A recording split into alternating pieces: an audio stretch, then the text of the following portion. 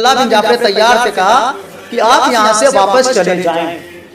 جناب زینب کو بلایا اور اپنے دونوں بچوں کو بلایا اور محمد اور اون کو بلایا اور اس کے بعد علی اکبر کو بلایا۔ محمد کا ہاتھ عبداللہ نے پکڑا اور اون کا ہاتھ جناب زینب نے پکڑا۔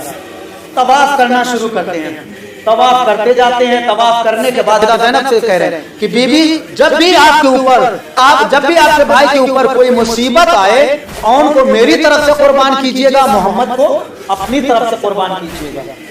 آپ کربلا میں دیکھیں بھائی کے اوپر مصیبت آئی کہ جناب زینب نے قربان کیا تھا۔